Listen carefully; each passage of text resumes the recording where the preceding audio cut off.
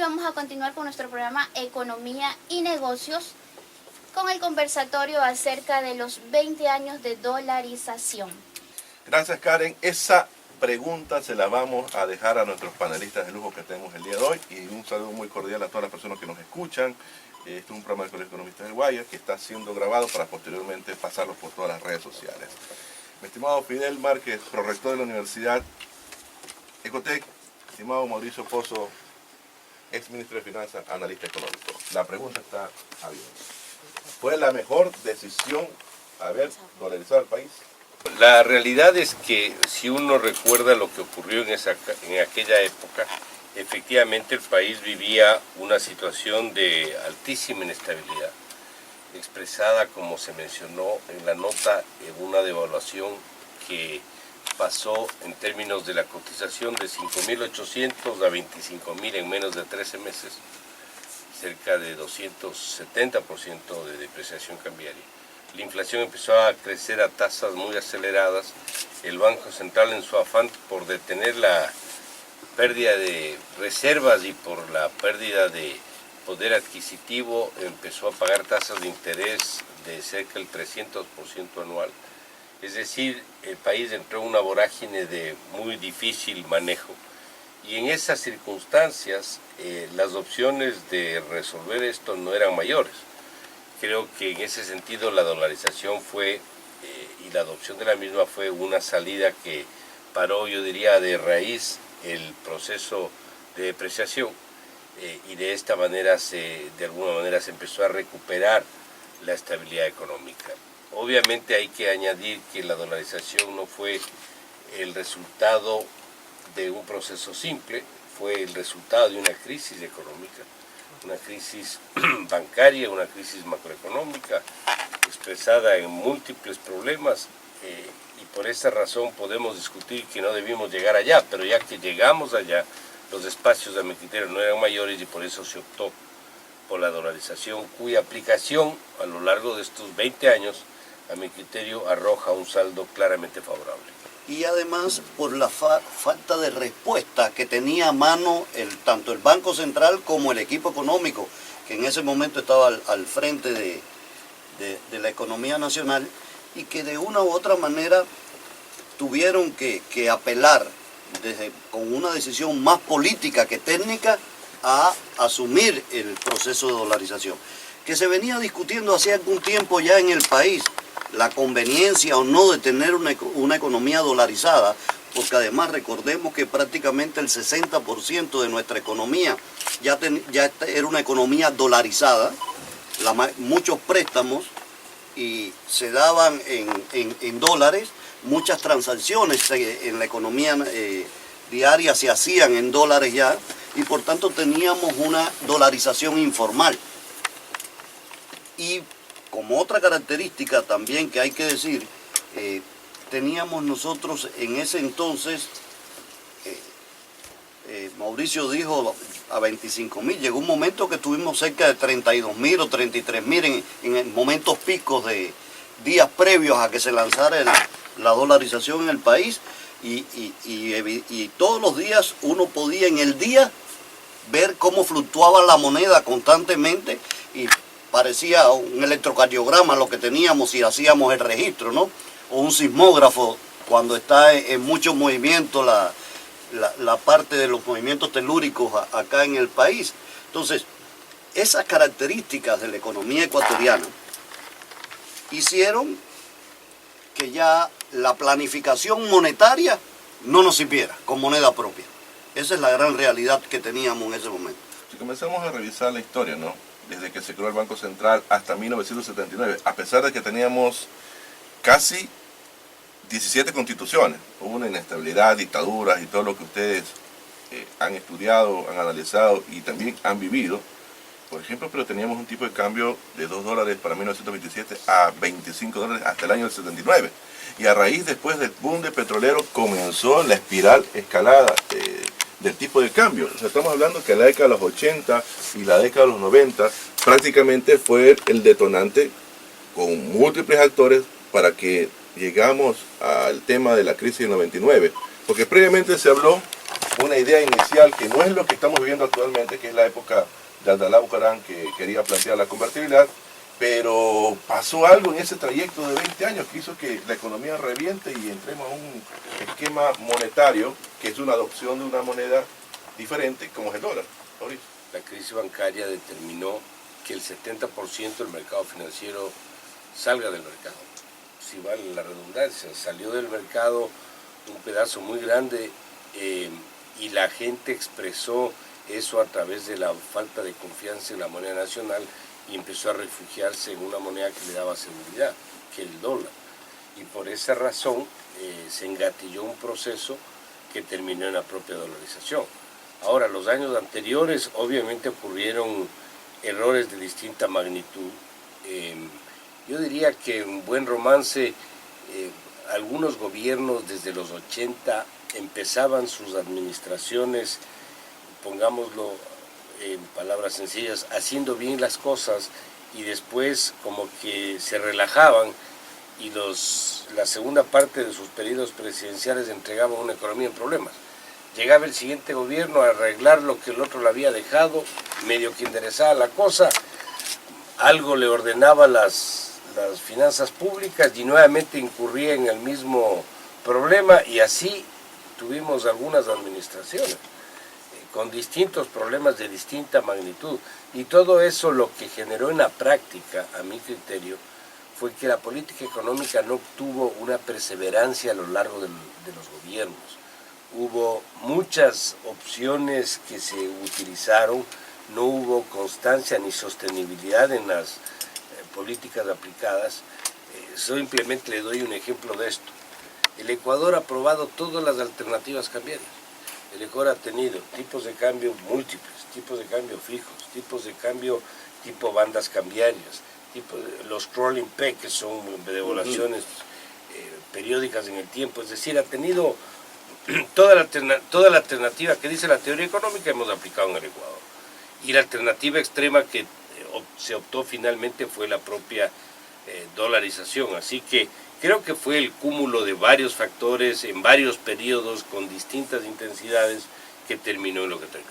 Que teníamos acá, se aplicó los modelos de sustitución de importaciones o modelos cepalinos o estructuralistas, el nombre que le queramos poner, pero que eso es un modelo que inicialmente sustituye importaciones, pero después tiene que pasar a la promoción de exportaciones.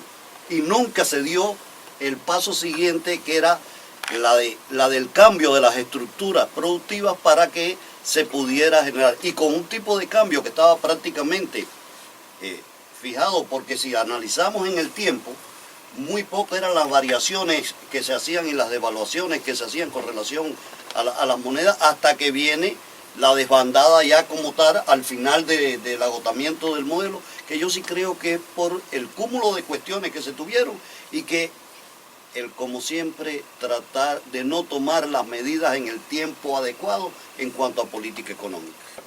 Algunos críticos de la elección dicen que se lo hizo sin planificación, que fue una elección de hecho al inicio, como lo acaban de manifestar, pero también al andar se fueron ya planificando leyes para ir implementando este modelo, pero no era, ¿por qué la elección y no la convertibilidad? El Ecuador tenía que optar por la crisis que fue sin duda la peor del siglo pasado, algo que permita romper la expectativa negativa que se producía. Y yo no estoy seguro que la caja de conversión iba a provocar ese proceso. ¿Por qué? Porque en la caja de conversión lo que se estaba haciendo es mantener el tipo de cambio. Y nosotros lo que hicimos fue abandonar la moneda nacional. Nos refugiamos en otra moneda. Y la caja de conversión funciona mientras se mantenga la cotización y la coyuntura de poder soportar una relación, por ejemplo, de 1 a 1 una moneda contra otra, pero eso significa mantener y seguir con la moneda nacional. La dolarización lo que hizo fue abandonar la moneda nacional y asimismo abandonar una buena parte de lo que es la propia política monetaria. Si recordemos algo, la convertibilidad funciona en la medida en que usted tenga orden fiscal. Así es. Y parte del problema que tuvimos también fue desorden fiscal y un precio del petróleo bien bajo. Es decir, no era un tema que se podía, al menos como yo lo veía, mantener en el tiempo entrando a una caja de conversión. Capaz podía haber operado un cierto plazo, pero yo me anticipo a especular, a pesar de, como dicen, después de la guerra todos son generales, eso habría algún rato levantado. Hubiera hecho la convertibilidad, hubiera implementado la recesión. No, la dolarización. ¿Y por qué no la convirtió? Porque ya había indicios en Argentina de que estaba tambaleante el proceso de convertibilidad argentino. Y recuerden que ya en Argentina en ese momento se hablaba de, y estaba con los patacones funcionando, y había toda una serie de cuestiones alrededor del proceso de convertibilidad que de una u otra manera hacía que no fuera para el Ecuador lo adecuado. Porque el gran problema de Ecuador es que llegamos a ese extremo por la falta de disciplina fiscal. Ahí el vicepresidente de la República, economista también, colega Otto Sonnenhorster, manifestó: la dolarización fue una decisión difícil pero necesaria. No fue popular en su momento, pero sí una medida correcta. Bueno, yo en lo personal creo que es una afirmación que va en la línea real, en la línea correcta. O sea, difícil, claro que es difícil. Difícil, primero porque políticamente había un abandono a la potestad de emitir moneda propia. Políticamente eso no suena bien. Segundo, era una forma de licuar los salarios. Y los salarios se licuaron a un tercio en un periodo de y un los año. depósitos también. Y los depósitos. Y los depósitos de moneda ecuatoriana en sucres se evaporaron. Por eso terminó en muchos casos en la desesperación de la gente. Y encima con recursos congelados en su momento. Es decir, había que tomar una decisión sobre una base muy débil políticamente. Entonces yo creo que fue una decisión acertada, valiente y políticamente costosa, pero que cuando se hace lo correcto en el tiempo, las acciones van validando por qué fue o no una decisión correcta. Que le sirvió el premio Nobel a Robert Munder, ya estaba esa discusión a nivel internacional de si hacia dónde iba el camino de las monedas, porque esto tenemos que analizarlo también en el contexto de la discusión teórica en economía. Y todos sabemos que el dinero y el papel moneda constantemente están, como creación humana, están de acuerdo a los entornos y a los contextos de desarrollo que se van dando. Entonces, en el mundo se discutía todo esto. Existía en América Latina el proceso panameño, que además Panamá empezaba a tener resultados, a pesar de ser un país pequeño y todo esto, y se empezaba a ver las posibilidades de que, como le había ido a Panamá en determinadas condiciones, y ante la incapacidad que teníamos como país de tener una disciplina fiscal adecuada desde el punto de vista de protección de la moneda, porque yo siempre digo, los billetes de sucre siempre estaban, cuando uno los tomaba en la mano. Usted lo mostró en la... Sí, tengo guardada la colección, la tengo guardada. Pero cuando usted iba a algún lugar y recibía los billetes, lo mismo te encontrabas un poema de amor escrito en el billete, te encontrabas que estaban empapados en olor a cualquier tipo de cerveza para que las marcas no se nos pongan bravas. Entonces, en esa época yo le decía a los abanderados de que perdíamos la soberanía, le decía, pero si el billete no nos demuestra nada, mira lo vilipendiados que están. A mí me parece que efectivamente la incapacidad de impresión de dinero reduce el margen de la política monetaria. Pero no, yo no le llevo, para no perder el nombre, sin hablar de política monetaria, yo creo que el Banco Central en dolarización sí tiene un rol que cumplir. Y voy a explicar por qué. ¿Qué hay que cuidar en dolarización? Bueno, hay que cuidar muchas cosas, pero ¿qué en especial hay que hacer el seguimiento? A la liquidez. Si no hay liquidez, esto no funciona. ¿Quién le puede hacer ese seguimiento más cercano a la liquidez? A mi criterio, el Banco Central, porque ahora la emisión de dinero se da por el saldo de la balanza de pago. ¿Quién puede hacer ese trabajito de hacerle seguimiento a los dólares que entran y salen? Creo que es el Banco Central. El otro elemento que me parece importante es que es sano que no sea el gobierno el que provee información macroeconómica, que no sea juez y parte, que hay un tercero que lo haga. Pero el INEC. el INEC no tiene la capacidad técnica para hacer seguimiento de ciertos indicadores. En ese sentido, me parece que el Banco Central, es más, debe absorber lo que hace el INEC, si vamos por eso. Pero en las estadísticas económicas, sí. ahora, el Banco Central en la provisión de información me parece sano. Tercero, tiene que haber un equilibrio entre lo que es la política pública y la parte privada. Y el que puede actuar como tercero confiable es el Banco Central. Lo mismo, Banco Central del Ecuador o Banco de Reservas del Ecuador. El nombre que le pongamos, fondo de reserva, Caja banco de de reserva. caja de reserva, instituto de reserva, banco central, pero tiene que tener clara cuáles son las funciones. Y las funciones que dijo Mauricio, tiene que hacerla alguna institución en el país. Y tiene que ser independiente, tiene que ser autónomo, porque si no, nos ocurre lo que vimos ya en el gobierno anterior, que las cifras estaban todas maquilladas al final de cuentas.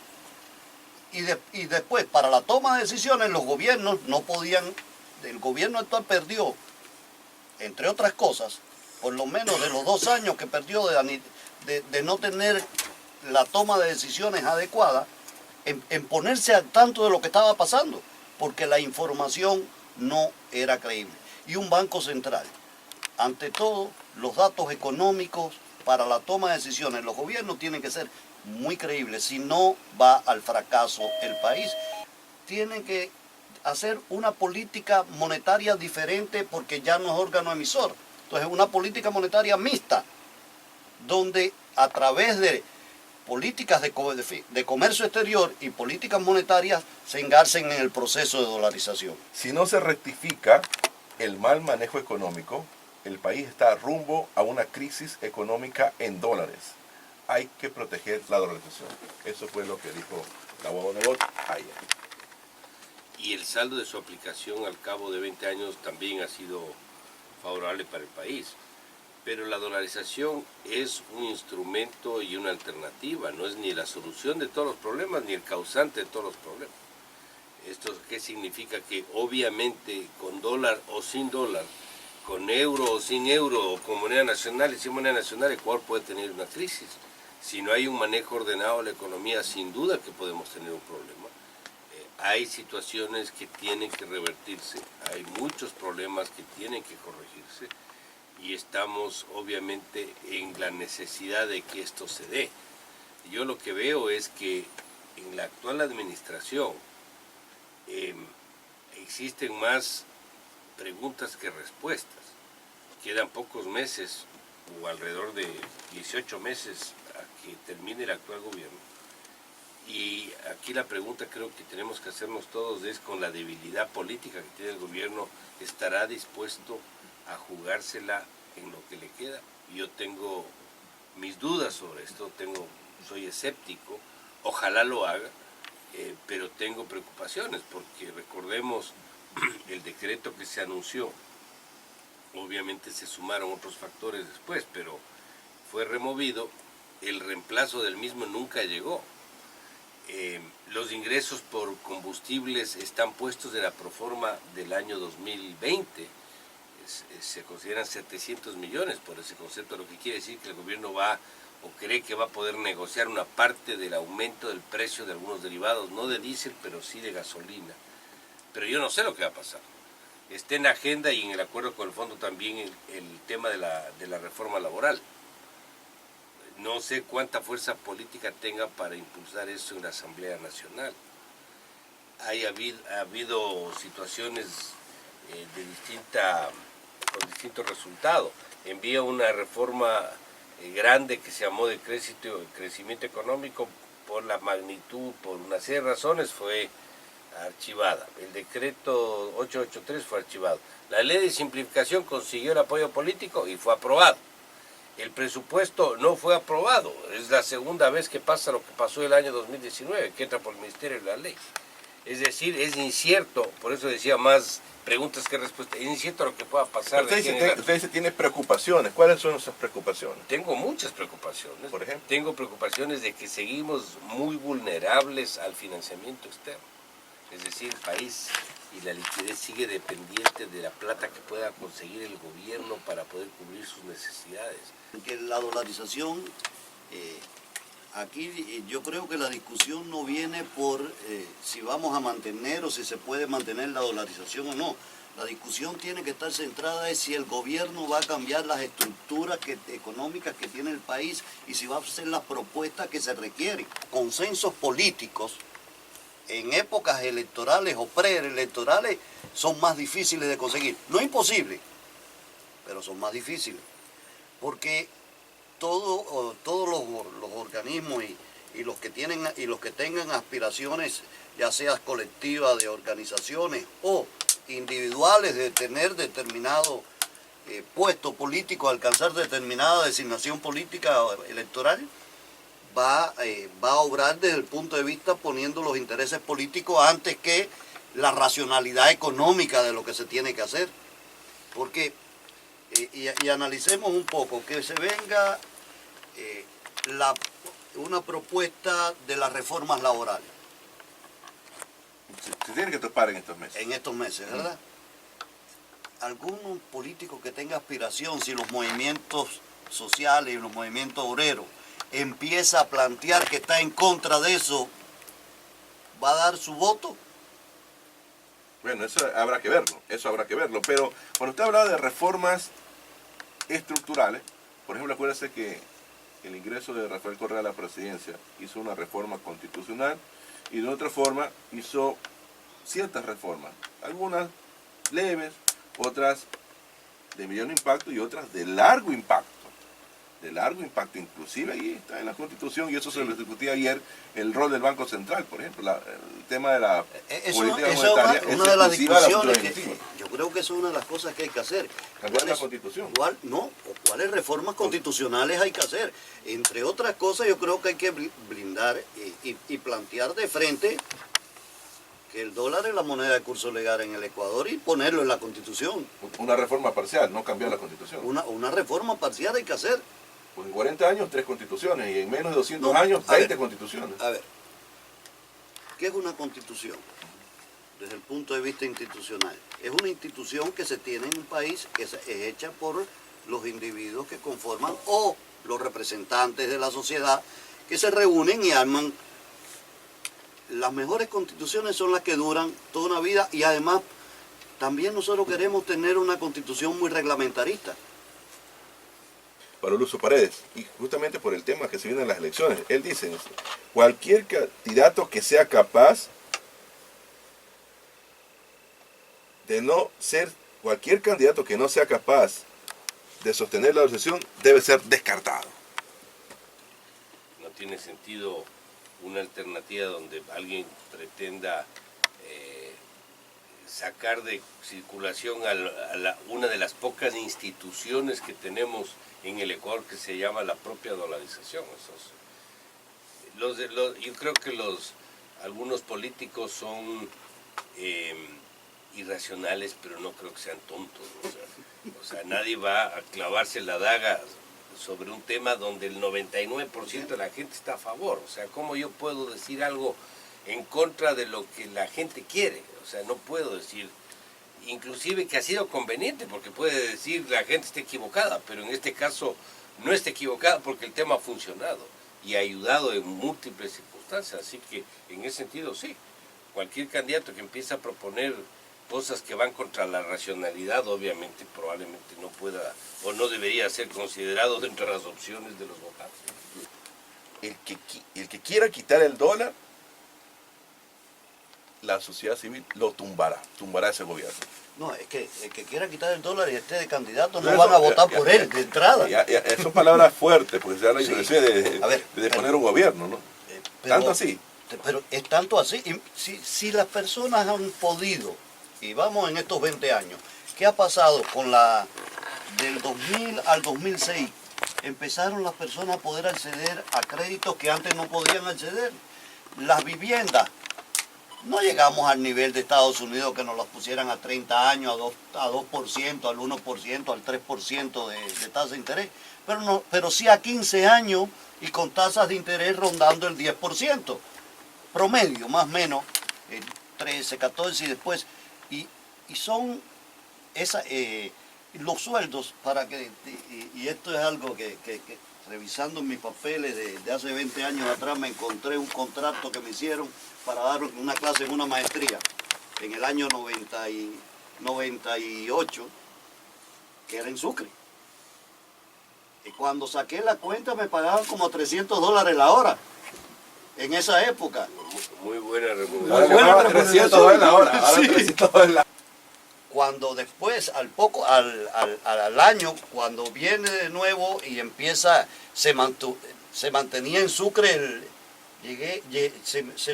la devaluación fue tal que cuando saqué la cuenta, al siguiente año, en la misma maestría, en otra corte, $30, por la proporción. Claro. Y entonces, después de eso vino el proceso, y acuérdate que llegó el momento en que a los profesores universitarios, por ejemplo, que conocemos, el valor de la hora estaba en $2, $3, en el valor que se pagaba al inicio del año 2000 en las universidades. Y actualmente ya vemos cómo está el pago de la hora en 20, 25, y en maestría se paga $100, $150 la hora en muchas universidades del país. Entonces, con esas características, usted piensa que usted le va a llegar y le va a decir a la empleada doméstica que empezó ganando 60, cuando se puso que se le pagaba en Sucre el equivalente a $30, $40, que ahora ganan $400, que le van a quitar la dolarización. Vamos a poner dos casos extremos. Por un lado, Panamá, que fortalece su dolarización, y Zimbabue, que desdolarizó. Pero es una irresponsabilidad, porque lo está haciendo es botando el problema para el que sigue, para el que venga después. Entonces, desde ese punto de vista, el que uno no haga las cosas que tiene que hacer, por supuesto que menoscaba una alternativa cambiaria. Yo pregunto, ¿qué pasa si el día de mañana se nos cierra el financiamiento internacional? Chao, dolarización. ¿De dónde sacamos? ¿O vamos a traer los dólares? Bonos del Estado o Sí, moneda pero electrónica. eso aguanta un tiempo. Claro. O sea, si esto fuera una economía cerrada o en la época prehistórica donde cambiamos una cosa por la otra, funcionará un tiempo. Pero es una economía abierta. ¿Cómo importo materias primas, bienes de capital? ¿Cómo? No se puede. Es imposible. Imposible. O sea, esto no va a funcionar, esto revienta. Así que no es eso de que viene un presidente y nos abandona la dolarización, nos puede votar solito. Implosión, es decir, revienta de adentro para afuera. Además, le voy a decir algo, técnicamente hablando, si algún presidente quisiera quitar el dólar como moneda y quiere volver a una moneda nacional, la única manera de hacer eso, la única manera es a la fuerza. ¿Qué significa la fuerza? Dictadura militar. No me refiero al régimen político, sino me refiero a que usted tendría que incautar las divisas, es decir, el Estado administra los dólares y eso pasaría necesariamente por una crisis bancaria. ¿Por qué razón? Porque el mero anuncio, el mero olfato, bancaria. a los 5 minutos la gente va a ir a retirar depósitos del sistema financiero. Entonces, eso en la práctica es inmanejable. Doctor, el tema del dinero electrónico a través de los bancos centrales, el Fondo Monetario Internacional está llevando una discusión sobre eso. Sí, a ver, pero ¿cuál es la tendencia? Es que eso es una tendencia por el avance tecnológico que se está dando. ¿Hasta cuándo van a existir estas monedas, el Bitcoin y todas estas cosas? Hasta que Sean regulados. la Reserva Federal y el Banco Central Europeo digan que ellos van a tener su propia moneda electrónica. Usted verá como el resto enseguida toma su... Ahora, creo que utilizar la tecnología para mejorar la transacción como un mecanismo de inclusión, de seguridad, etcétera, lo cual nadie puede estar en desacuerdo. Otra cosa es sacar una norma, como sacó el Banco Central, donde al Banco Central se le da la potestad de emitir dinero electrónico. El Banco Central no puede emitir ningún dinero, ni electrónico ni no electrónico. Esa opción no podía existir porque eso daba pie con ese desorden. Pero si se robaron los 8.000, pongámoslo robaron, pero se licuaron. Claro, entregaron 8.000 millones de dólares entre banca pública y gobierno a cambio de bonos de Estado. ¿Cuál era pues el paso siguiente si le daban al Banco Central la potestad de emitir? Que empiece a pagar con dinero electrónico gasto público. ¿Qué decisiones de política económica? Ahí nos vamos a meter. ¿Qué decisiones de política económica tenemos que el gobierno tiene que implementar, el próximo gobierno, para fortalecer la dolarización, para generar crecimiento económico, para generar prosperidad? El rol del sector público, y en este caso el gobierno que representa al Estado, es un rol donde tiene que manejar una política económica responsable, fortaleciendo las finanzas públicas, dándole calidad al gasto, reduciendo el tamaño del Estado, buscando acuerdos de comercio, promoviendo decisiones que reduzcan el costo de producción para poder competir en mejores condiciones, generando atributos para poder tener presencia de banca internacional, que baje el financiamiento. Todo eso tiene que hacerse. Un desempleo abierto más o menos de entre el 4 y 6%. ¿Qué niveles de desempleo tenemos ahora? Idénticos. ¿Qué subempleo teníamos? Por encima del 50%, 53, 54. Actualmente, ¿qué subempleo tenemos? Por encima del 50%. ¿Qué ocurrió en los 10 años donde el Estado asumió que era el inversionista y empleador de última instancia? Que el sector privado de la economía, que venía empujando la inversión del 2000 al 2006, se aguantara. ¿Qué resultados tuvimos? Se le acabó el flujo financiero al sector público, pero las estructuras del empleo en el Ecuador siguieron oscilando en el mismo rango, a pesar de toda esa cantidad de miles de millones que se invirtieron. Y para ir cerrando con sus reflexiones finales, la inversión privada ahorita está por el 60 y pico y la pública está en 30 y pico. ¿Cómo explicar? Ya para ir sí, cerrando. pero eso es en porcentaje, en números relativos, pero los montos. Ahí es donde tenemos que ir ahora, porque me estás hablando de números relativos, pero esos números relativos que tú me estás diciendo, tienes que compararlo también con los números absolutos. ¿Cuánto es la inversión privada que tenemos hoy y cuánto es la que deberíamos haber tenido realmente? Porque todavía el sector privado está en el compás de espera. Las reformas laborales, los estímulos reales a la inversión